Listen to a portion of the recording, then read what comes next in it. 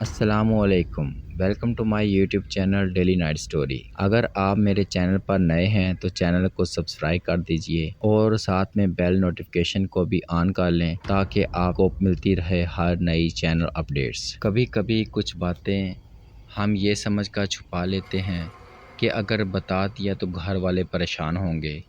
جب کوئی ہمیں نقصان پہنچانے کے لیے بڑھتا ہے، اب وہ گندم کھانے والی چڑیل میری جان لے کر ہی رہے گی۔ میں تیار ہو گیا۔ یہ کہانی حقیقت پر مبنی، پر اسرار اور خوفناک کہانی ہے جو سننے والوں کو حیرت اور خوف میں مبتلا کر دے گی۔ لبرا کا بھیجا ہوا لفافہ اور اپنی چھٹی کی درخواست بیگ میں ڈال کر میں آفس سے باہر روڈ پر آ گیا۔ اپنے کولیگ رمضان جعفری کو میں نے کہا کہ بائیک پر مجھے بس سٹاپ تک چھوڑ آئے۔ چند ہی منٹوں میں مجھے رمضان بس سٹاپ پر اتار کر واپس چلا گیا۔ اتنے میں سارا کی کال آ گئی۔ اس نے بتایا کہ دادا جان نے گھر بلایا ہے۔ میں نے پھر ٹیکسلا کی بجائے جہلم کی بس پکڑ لی اور 3 گھنٹے کی مسافت کے بعد میں گھر پہنچ گیا۔ امی، ابو، چاچو، طاہر اور سائرہ سے مل کر میں دادا جان کے کمرے میں پہنچا تو وہ مطالعے میں مصروف تھے۔ مجھے دیکھتے ہی انہوں نے کتاب بند کر کے ٹیبل پر رکھی اور گرمجوشی سے میرا استقبال کیا۔ رسمی سلام و دعا کے بعد انہوں نے کہا، بیٹا انیس، میں نے بہت ہی ضروری کام سے تمہیں بلایا تھا۔ حقیقت تو یہ ہے کہ میں تمہیں کہیں دور بھیجنا چاہتا ہوں۔ میں نے ان کی طرف سوالیہ نظروں سے دیکھا تو انہوں نے ٹیبل پر سجی اپنے والد محترم یعنی میرے دادا میاں غلام فرید صاحب کی تصویر کو ہاتھ میں پکڑا اور اپنی نم آنکھوں سے لگا کر بولے، انیس بیٹا، میں تمہیں ماضی میں بھیجنا چاہتا ہوں۔ میں نے اپنی بڑھتی ہوئی دلچسپی کو دباتے ہوئے کہا، دادا جان وہ کیسے؟ تو دادا جان نے کہا، تمہیں نہیں، تمہاری روح کو بھیجوں گا۔ تم جو دیکھو گے وہ مجھے بتاؤ گے۔ میں نے پوچھا، مگر میں وہاں جاؤں گا کیسے؟ آپ مجھے تھوڑا سمجھا دیں۔ دادا جان مسکرائے، پھر بولے، سب سمجھا دیں گے، لیکن پہلے بیٹی سارہ کو بتا کے آؤ کہ آج رات تم میرے کمرے میں ہو تاکہ وہ انتظار نہ کرے۔ میں نے سر ہلایا اور دادا جان کے کمرے سے نکل کر اپنے کمرے میں آ گیا جہاں سارہ کھانا ٹیبل پر سجائے میرا انتظار کر رہی تھی۔ ہم دونوں نے ساتھ میں کھانا کھایا اور میں نے سارہ کو بتا دیا کہ دادا جان نے کسی ضروری کام سے آج مجھے اپنے کمرے میں بلایا ہے تو تم میرا انتظار مت کرنا۔ اس نے خاموشی سے سر ہلا دیا، لیکن میں جانتا تھا کہ سارہ کی مرضی نہیں ہے کہ میں دادا جان کے کمرے میں جاؤں۔ کوشش کروں گا جلدی لوٹنے کی۔ میں سارہ کو یہ کہہ کر واپس دادا جان کے کمرے میں پہنچا۔ کہانی کو آگے مزید بڑھانے سے پہلے یہ بات بتاتا چلوں کہ میرے دادا جان میاں سجاد احمد صاحب کی صحبت میں میرا بچپن گزرا ہے۔ میں نے آج تک جو سیکھا تھا وہ اپنے دادا جان سے سیکھا تھا اور میرے دادا جان نے اپنے دادا جان سے سیکھا تھا۔ میں کمرے میں پہنچا تو دادا جان میرے انتظار میں تھے۔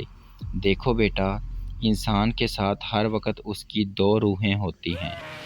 جب انسان رات کو سوتا ہے تو ایک روح اپنا حساب دینے کے لیے عرش پر جاتی ہے اور دوسری روح ادھر ادھر گھومتی رہتی ہے اور جہاں جاتی ہے اور جو دیکھتی ہے ہمیں وہ خواب میں نظر آتا ہے۔ میں نے ساری باتیں سن کر فیصلہ کر لیا تھا کہ میں جاؤں گا ماضی میں اگر دادا جان بھیج دیں۔ تمہیں میں مختصر بتا دوں، جیسے میں یا تم جنات یا بھوتوں کو پکڑنے کی مہارت رکھتے ہیں، ایسے تمہارے پردادا نہیں رکھتے تھے۔ وہ جرمنی کی فوج میں حوالدار تھے اور کافی بہادر انسان تھے۔ جرمنی کی فوج نے انہیں کسی مارکے کو سر کرنے کی کامیابی پر ایک تلوار تحفے میں دی تھی۔ اور ہاں، ایک اور بات، یہ جو باتیں میں تمہیں بتا رہا ہوں یہ میں انہیں ان کی روزمرہ ڈائری میں پڑھ چکا ہوں، لیکن ان کی ڈائری کا جو آخری صفحہ ہے اس نے مجھے پریشان کر رکھا ہے۔ آؤ تمہیں وہ صفحہ دکھاؤں۔ ہم دونوں پرانی کوٹھی جہاں بزرگوں کی نشانیاں سنبھال کر رکھی تھیں، اندر پرانے صندوق کے پاس پہنچے تو دادا جی کے کہنے پر میں نے وہ صندوق کھولا تو دادا جان نے ایک بوسیدہ ڈائری نکال لی۔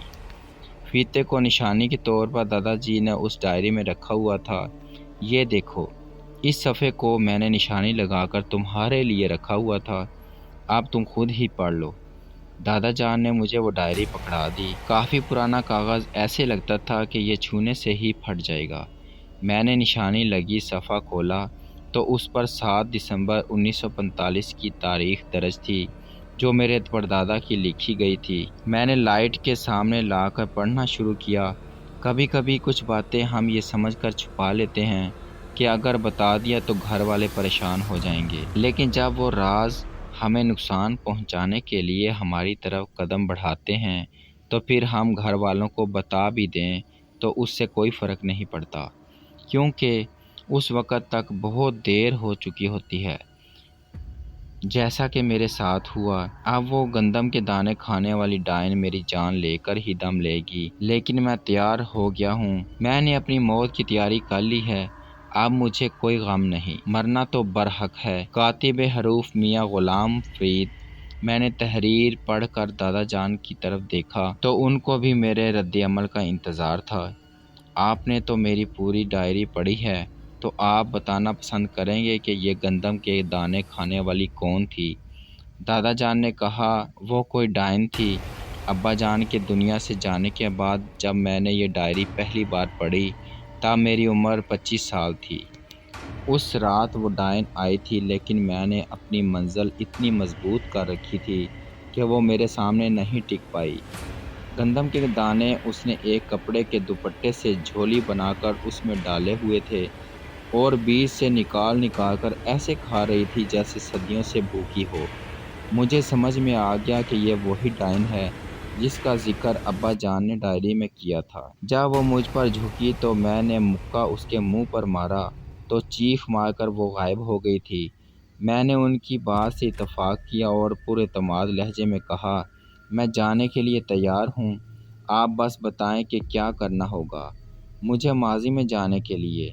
تو دادا جان نے سامنے پڑے بیڈ کی طرف اشارہ کیا، تم بس اس بیڈ پر لیٹ جاؤ۔ میری ہنسی چھوٹ گئی۔ ہیپناٹزم؟ میں نے پوچھا تو وہ بولے، بیوقوف، ہیپناٹزم میں آدمی خود کے ماضی میں دیکھ سکتا ہے، لیکن جو کام میں کرنے والا ہوں اس کی بدولت تم اپنے پردادا کے ماضی میں سفر کرو گے۔ میں نے اس بات میں سر ہلایا اور سیدھا لیٹ گیا۔ اب تم نے اپنی آنکھیں بند کرنی ہیں اور سونے کی کوشش کرنی ہے۔ تمہاری حتمی کوشش یہی ہو کہ ایک بار آنکھیں بند کر لو تو وہ دوبارہ تب ہی کھلیں جب تم اپنا کام صحیح سے کر کے سمجھو کہ اب واپسی کا وقت ہو گیا ہے۔ میں نے پوچھا، مجھے پتہ کیسے چلے گا کہ اب مجھے یہاں سے واپس جانا ہے؟ تو دادا جی نے بڑے سنجیدہ لہجے میں کہا، جب تمہیں پلٹانا ہوگا میں خود ہی پلٹا لوں گا، چلو اب آنکھیں بند کر لو اور مجھے اپنا کام شروع کرنے دو۔ میں نے سیدھا لیٹ کر آنکھیں بند کر لیں۔ تھوڑی دیر بعد میں نے دیکھا کہ سارا میرے سامنے ہاتھ جوڑ رہی تھی، مجھے چھوڑ کر مت جائیں، دیکھیں رک جائیں ورنہ میں وہی باجا پھر سے بجاؤں گی اور وہ جن مجھے پکڑ کر لے جائے گا۔ میں نے کہا، دیکھو، دادا جان سے پوچھ لو، میں کہیں نہیں جا رہا، تمہارے بغیر جینے کا تصور بھی نہیں کر سکتا۔ کیا تمہیں مجھ پر یقین نہیں ہے؟ وہ میری طرف نم آنکھوں سے دیکھے جا رہی تھی۔ اتنے میں میرے کانوں کے ساتھ ہوا ٹکرائی، پھر ایک انجانی سی آواز آئی، تمہارا سفر شروع ہوا۔ میں نے سارا کو واپس جاتے ہوئے دیکھا۔ میں اس کے پیچھے بھاگ رہا تھا لیکن وہ جیسے کہیں غائب ہو چکی تھی۔ میں گلا پھاڑتے ہوئے چلا کر اسے بلا رہا تھا۔ اسی اثنا میں نے دیکھا کہ میں سرسبز گھاس پر لیٹا ہوا ہوں۔ مجھے اپنے اوپر بوجھ محسوس ہوا، ایسا بوجھ جیسے میرے اوپر کوئی کھاد کی بوری رکھ دی گئی ہو۔ میں نے زور لگایا مگر میں اٹھ نہیں پایا۔ میں نے زور لگایا اور اٹھ بیٹھا۔ یہ ایک کمرہ تھا جہاں میں موجود تھا اور میں ایسے جیسے انسان کے اوپر بیٹھا ہوا تھا۔ سامنے ایک کرسی تھی جس پر کوئی بزرگ بیٹھے ہوئے تھے۔ وہ کچھ پڑھ کر میرے ہم شکل کے کانوں میں پھونک مار رہے تھے۔ میں نے ان بزرگ سے پوچھا کہ میں کون ہوں اور کہاں ہوں؟ وہ مسلسل پڑھنے میں مصروف تھے۔ میں ان سے چیخ کر پوچھ رہا تھا کہ میں کون ہوں اور کہاں ہوں؟ آخری مرتبہ پھونک مار کر فارغ ہوئے، پھر میرے ہم شکل پر جھک گئے۔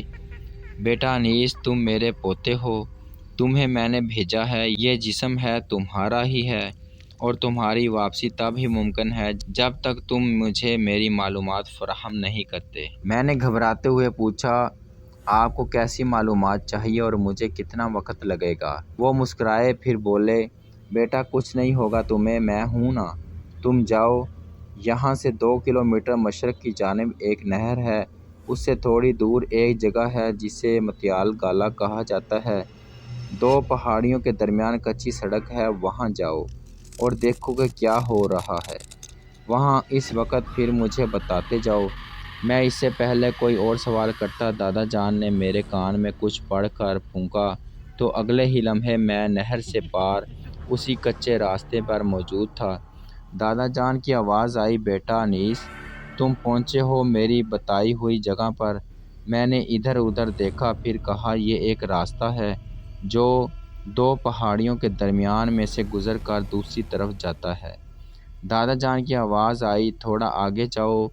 میں چہل قدمی کرتا ہوا کافی آگے آ گیا تو دادا جان کی آواز آئی، ابھی تک تم نے کیا کیا دیکھا؟ میں نے کہا، اور تو کچھ نہیں دیکھا، بس ایک شخص ہے جس نے ہاتھ میں ڈنڈا پکڑا ہوا ہے اور دوسرے ہاتھ میں گھی کا کنستر اٹھائے گالا اترتا ہوا آ رہا ہے۔ وہ بولے، بس جو دیکھو مجھے بتاتے جاؤ۔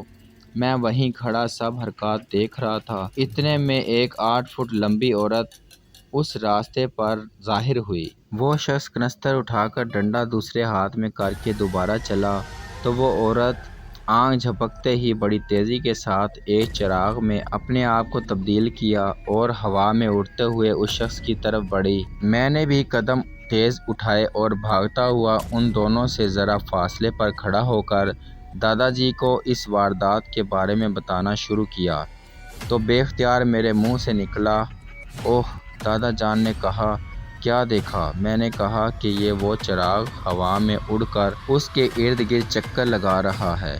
جب وہ شخص پکڑنے کے لیے ہاتھ اٹھاتا ہے تو وہ چراغ اڑ کر پیچھے ہو جاتا ہے، جب یہ شخص رکتا ہے تو چراغ بھی رک جاتا ہے، اور جب وہ قدم اٹھاتا ہے تو چراغ بھی اڑ کر اس کے آگے آگے جاتا ہے۔ ہائے! میں نے دیکھا کہ اس شخص نے چراغ کو ہاتھ سے پکڑ کر ہوا میں ڈنڈا مار دیا۔ ایک دل خراش چیخ کے ساتھ وہ عورت دور جا کر گری جو کچھ دیر پہلے چراغ بنی ہوئی تھی۔ دادا جان کانپتی آواز میں بولے، تم بتاؤ اور کیا ہوا؟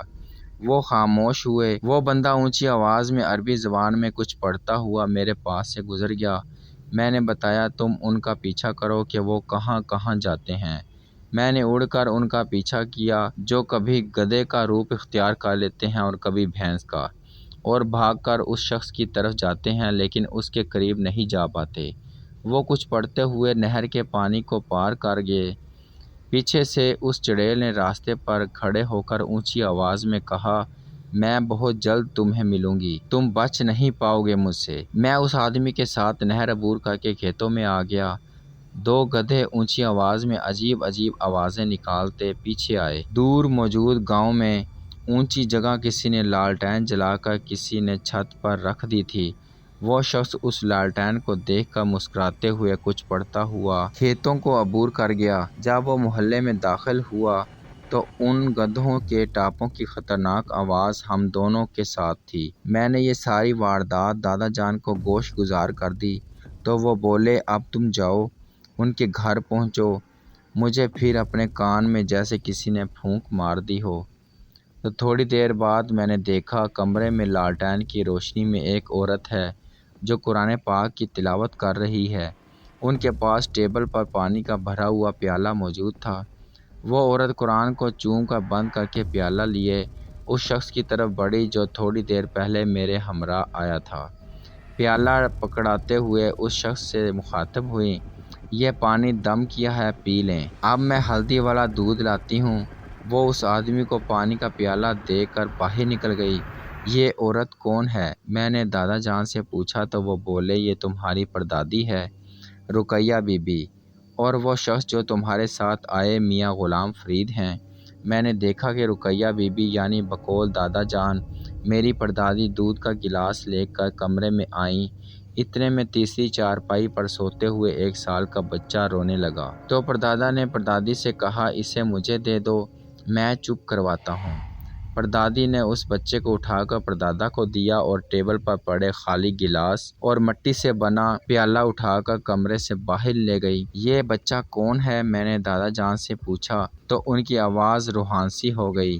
پہلے بتاؤ کہ کیا ہوا؟ یہ بچہ کون ہے؟ میں نے دادا جان سے پوچھا تو ان کی آواز روحان سی ہو گئی۔ پہلے بتاؤ کہ کیا ہوا؟ میں نے بتایا کہ وہ بچہ سوتے ہوئے جاگ گیا تھا اور رو رہا تھا تو پردادی نے پردادا جی کے کہنے پر اٹھا کر انہیں پکڑا دیا۔ اب وہ اس بچہ کو چپ کروا رہے تھے۔ دادا جی کے رونے کی آواز میری سماعت سے ٹکرائی۔ یہ میں ہوں۔ میں اس بچے کو اس کے باپ کے ساتھ دیکھ کر اپنے دادا جی کی کیفیت بخوبی محسوس کی۔ کافی دیر بعد جب مجھے دادا جان کی طرف سے کوئی جواب نہیں ملا تو میں نے دیکھا کہ پردادا جی اس بچے کو اپنے پاس سلا چکے تھے۔ وہ آرام سے سرک کر تھوڑا اٹھے تو پہلی بار لالٹین کی روشنی میں نے دیکھا کہ پردادا کی شکل ہو بہو مجھ سے ملتی تھی، بلکہ یہ کہوں کہ میری شکل ہو بہو ان سے ملتی ہے تو یہ بالکل درست ہوگا۔ دادا جان میری شکل سے اپنے پردادا سے ملتی ہے۔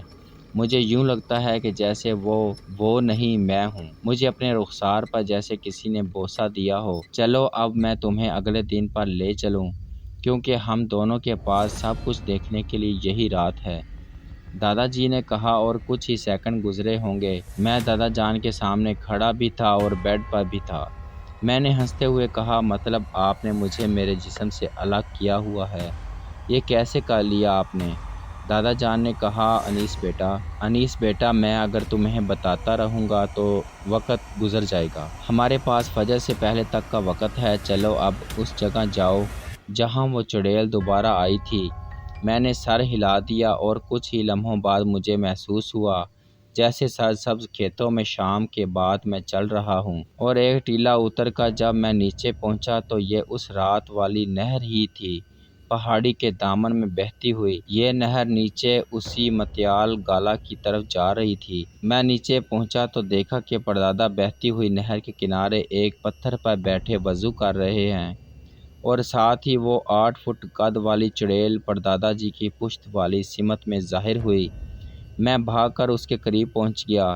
اس بھیانک شکل چڑیل نے کندھے کے ساتھ ایک کپڑے کا تھیلا لٹکایا ہوا تھا اور اس میں سے گندم کے دانے نکال کر کھا رہی تھی۔ پھر وہ پردادا جی کی طرف بڑھی اور ان کے بالکل قریب جا کر اپنا گھٹنا پردادا جی کی پشت پر مار گئی۔ تنگ نہ کرو مجھے، تم مجھے جانتی نہیں ہو۔ پردادا جی اپنی جگہ سے اٹھے اور دوسرے پتھر پر جا کر بیٹھ گئے۔ وہ ایک سیکنڈ میں پھر ان کی پشت کی جانب کھڑی ہو کر انہیں پانی کی طرف دھکیلا، لیکن اس بار پردادا جی اپنی جگہ سے نہیں ہلے۔ وضو کر کے وہ واپس کھیتوں کی جانب چل دیے اور وہ چڑیل غائب ہو گئی تھی۔ میں نے دادا جان کو سارا واقعہ سنا دیا تو وہ کہنے لگے، ابھی کچھ اور دیکھنا باقی ہے، تم ان کے پیچھے جاؤ۔ میں اڑ کر کھیتوں میں پہنچا تو سامنے ٹیوب ویل کے ساتھ سیمنٹ کی بنی جائے نماز پر پردادا مغرب کی نماز پڑھ رہے تھے۔ دادا جان کی آواز آئی، رات میں جاؤ۔ میں نے محسوس کیا کہ میں اڑتا ہوا کہیں جا رہا ہوں۔ چند ہی لمحوں بعد میں نے دیکھا کہ میں اس لالٹین والے کمرے میں موجود ہوں۔ پردادی بھی سو رہی ہے اور پردادا اوندھے منہ سو رہے ہیں۔ پردادا کو اس حال میں دیکھ کر میں نے دادا جی کو آواز دی، پردادا کو کیا ہوا؟ میرا پوچھنا تھا کہ دادا جان کی آواز آئی، اب تم اس جگہ پہنچ چکے ہو جس کے لیے میں نے اتنی محنت کی تھی۔ ابا جان کو اس شام کے بعد فالج ہو گیا تھا اور ان کا بایاں حصہ پورے کا پورا کام کرنا چھوڑ گیا تھا۔ تم اب اس جگہ پہنچے ہو جہاں ڈائری کا اختتام ہوا تھا۔ مجھے بے شک بعد میں بتا دینا، ابھی تم غور سے دیکھو کہ کیا ہو رہا ہے۔ میں نے خاموشی اختیار کر لی اور پوری توجہ پر دادا جان کی طرف مرکوز کر لی۔ وہ ڈھلے ہوئے جبڑوں والی عورت ظاہر ہوئی اور پردادا کے اوپر جھک گئی۔ گندم کے دانوں کو وہ دو ڈھلے ہوئے جبڑوں والی عورت ظاہر ہوئی اور پردادا کے اوپر جھک گئی۔ گندم کے دانوں کو وہ اس طرح کھا رہی تھی کہ اس کے ہاتھ سے نکل کر دانے سوئے ہوئے پردادا کے چہرے پر گرے۔ انہوں نے جھٹ سے آنکھیں کھولیں اور اس جھکی ہوئی چڑیل کو دیکھا اور ساتھ ہی ایک گھونسا اس کے بعد شکل منہ پر مار دیا۔ میں نے دیکھا کہ وہ ایک طرف گر گئی، پھر اٹھی اور مٹھیاں بھینچی ہوئی پردادا کی طرف بڑھی۔ اب مجھ سے رہا نہیں گیا، میں نے اسے روکنے کے لیے مکہ مارا، لیکن مجھے لگا کہ وجہ سے ہوا میں ہاتھ گھوم کر واپس آیا ہے۔ اس نے زور سے گھونسا پردادا جی کی پشت پر مارا اور وہاں سے غائب ہو گئی۔ اب میں اس سے آگے اور نہیں برداشت کر سکتا۔ دادا جان کی دھاڑیں مجھے صاف سنائی دے رہی تھیں۔ میں نے دیکھا کہ پردادا کے منہ سے خون اور گوشت کے ٹکڑے فرش پر گر رہے تھے اور وہ سوئی ہوئی پردادی کو آوازیں دے کر جگا رہے تھے۔ پردادی اٹھ کر ان کے قریب پہنچی۔ پردادا نے کہا، لالٹین لاؤ اور دیکھو کہ گندم کے دانے میرے پاس بکھرے ہوئے ہیں۔ انہوں نے لالٹین قریب لائی اور دیکھا کہ گندم کے دانے بکھرے ہوئے تھے، لیکن جب پردادی کی نظر پردادا کے منہ سے جاری خون پر پڑی تو وہ رو رو کر پوچھنے لگیں، یہ کس نے آپ کی یہ حالت کر دی؟ بتائیں مجھے۔ تو پردادا نے کھانستے ہوئے اس چڑیل کے بارے میں سارے واقعات بتا دیے۔ دادا جان مجھے واپس بلائیں، اب مجھ سے اور برداشت نہیں ہوتا۔ میں نے کہا تو دادا جان کی آواز آئی، انیس بیٹا، اب جہلم ٹالیاں والا جانا باقی ہے، تھوڑا سا سفر اور کر لو، بس یہی وہ جگہ ہیں جہاں سے چچا الگ ہوئے تھے۔ تھوڑی ہی دیر بعد میں اس کمرے میں موجود تھا جہاں گاؤں والے ایک آدمی کو سمجھا رہے تھے، وہ تمہارا بڑا بھائی ہے، اسے اب تمہاری ضرورت ہے، فالج کے بعد اب اسے گاؤں میں رکھنا ٹھیک نہیں ہے، تم اسے یہاں لاؤ اور اس کا چیک اپ اپنے ڈاکٹروں سے کرواؤ۔ میں نے دادا جی کو آواز دی، یہ تہمت کرنے والا آدمی کون ہے؟ دادا جی نے کہا، کیا ہوا؟ کیا دیکھ لیا؟ میں نے انہیں بتایا کہ کچھ آدمی ہیں جو اس تہمت کرنے والے کو پردادا کا بھائی کہہ رہے ہیں۔ دادا جان نے عجیب و غریب لہجے میں کہا، مولوی محبوب علی پٹواری میرا چچا، تم دیکھو کیا کر رہے ہیں۔ میں نے کہا کہ پردادا کو یہاں لے کر آنے کی بات کر رہے ہیں۔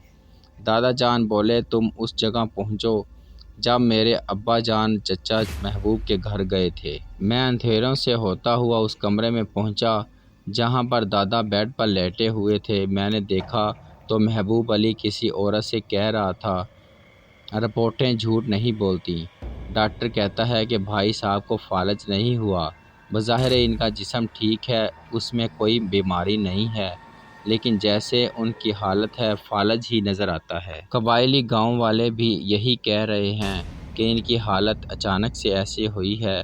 اب میں کس کی بات کا یقین کروں؟ وہ عورت جو شاید مولوی محبوب کی بیوی تھی، وہ انہیں ساتھ لیتی ہوئی دوسرے کمرے میں چلی گئی۔ میں پردادا کے کمرے کی طرف گیا تو وہاں کچھ لوگ تھے جو شاید پردادا کے جاننے والے تھے، ان کے ساتھ باتوں میں مشغول تھے۔ پردادا اس وقت بالکل ٹھیک نظر آ رہے تھے۔ ان لوگوں نے رات 12 بجے گھر کی راہ لی تو پردادا نے مولوی محبوب سے کہا، مجھے میرے کمرے میں چھوڑ آؤ۔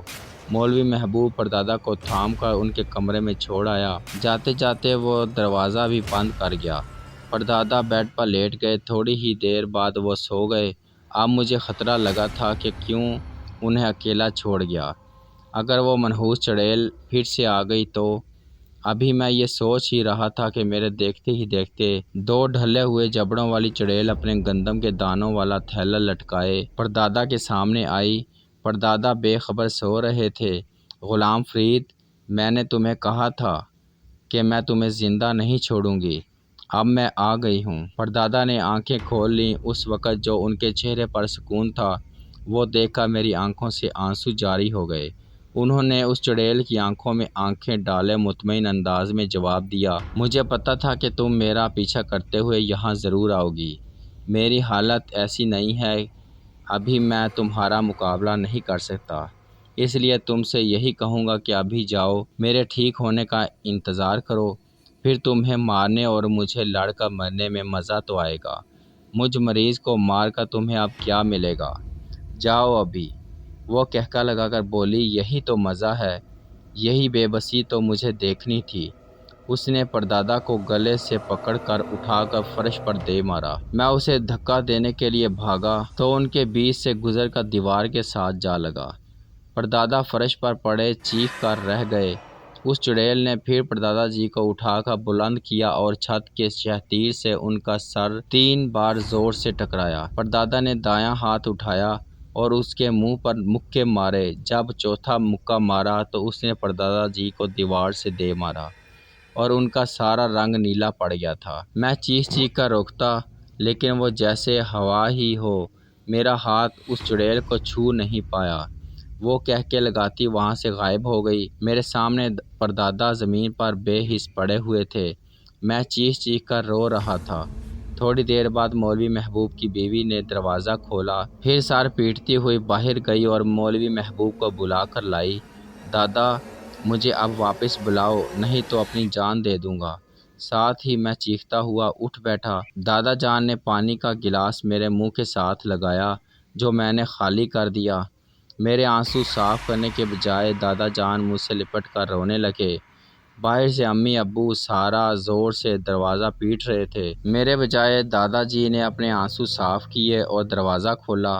ابا جان میری طرف لپکے، انیس بیٹا، تم ٹھیک تو ہو نا؟ تمہارے اونچے رونے کی آوازیں سن لی تھیں۔ میں نے آنسو صاف کرتے ہوئے کہا، کچھ نہیں ہوا۔